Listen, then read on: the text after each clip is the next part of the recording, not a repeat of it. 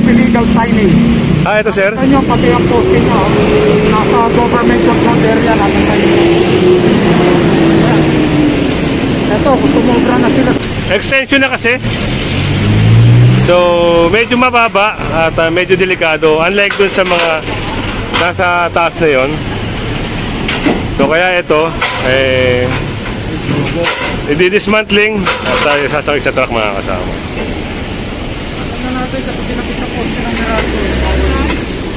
At isa pa yun mga kasama, nasa poste ng Meralco. So, ayan ay bawal.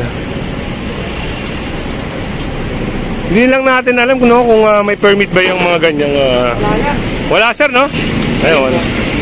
Ito po to. Alin walang permit? Ayan sir. Yung full kalampag? Yung full kalampag po? Ah, yung tugo? Ano mo walang permit? Yung tugo? Yung tugo, ito yung kailangan niya. Pinagit nila dyan. Ayun nga po, tinatanong natin kung may permit o wala. Ayan, kaya tinatanong ko kung may permit o wala. At syempre, di ba sir? Pag bawal ba may permit sir?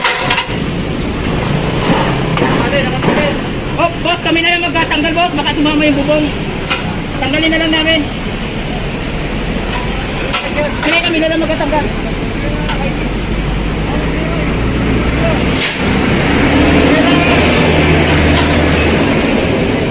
At ayun mga kasama, si sir ay biglang pumasok, no, sa ating vlog. Kaya siya ata may-ari nito, kaya naitatanong natin yung mga ganito bang signages, may permit po ba? Yan, gusto lang natin na comment lang kayo mga kasama, baka meron kayong nalalaman about sa paglalagay ng mga signages, kagaya niyan sa mga poste, sa mga pagmamayari ng gobyerno.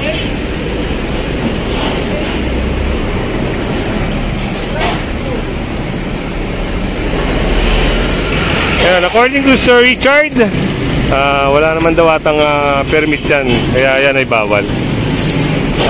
Mas si Sir Richard na nakakalam mga kasama, dahil trabaho nila ito since matagal na, no?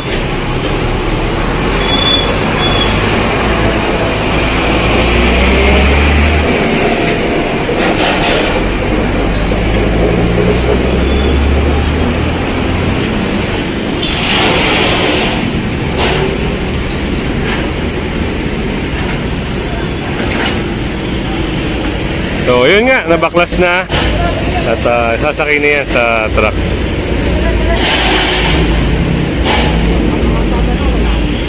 At dito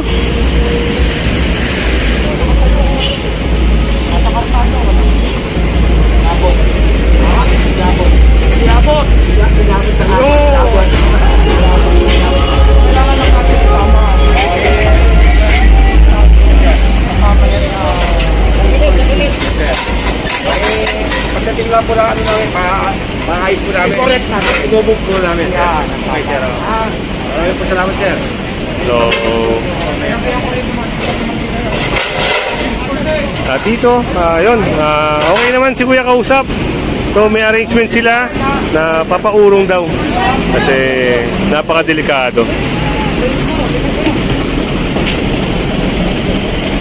So, ito yung mga nakikita na pwedeng maging risk sa buhay ng tao, lalo na sa mga naglalakad. At ayun, napansin ni sir, no? Driving school, pero naka-illegal park sila rito.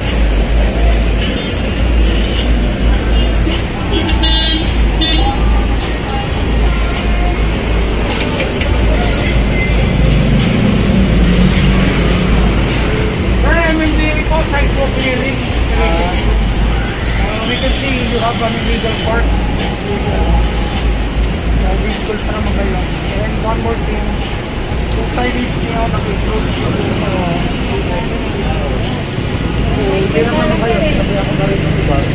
Kailangan na matulog ito. Kasi part of the human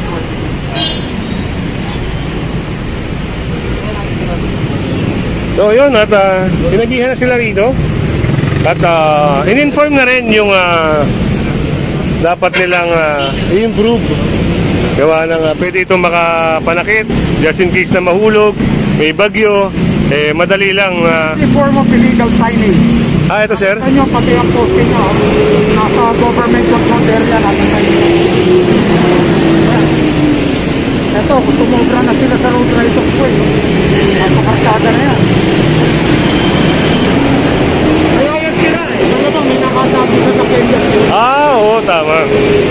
So, ayun, pinaliwanag ni Sir Richard mga kasama, illegal na ito kasi sinakop nila yung government property. Aside from that, itong signage nila, sumobra sila sa sidewalk.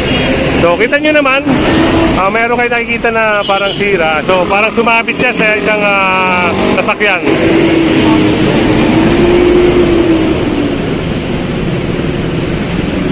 Ayan, sinabihan naman yung mga in charge dito, ewan ko lang kung anong aksyon ang gagawin nila, pero hindi naman nagkulang si Sir Richard kasi pag ito dinaanan at walang aksyon, ayan, matatanggal po ito. Gagawa ng aksyon ni Sir Richard ito, baka may sampas sa truck o kaya baklasin.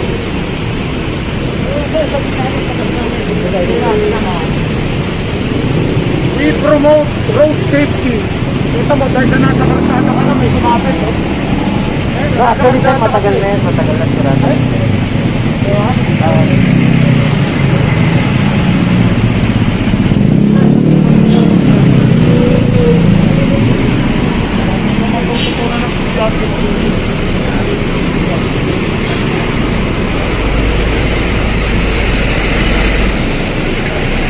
So yun, at alisin na nila yung mga motor nila dahil kung hindi baka matikitan ito. Although wala tayong kasamang task force, pero meron naman ng non-contact apprehension. So pwedeng itawag na sa Richard o kaya may pumunta rito ng enforcer para tikitan sila.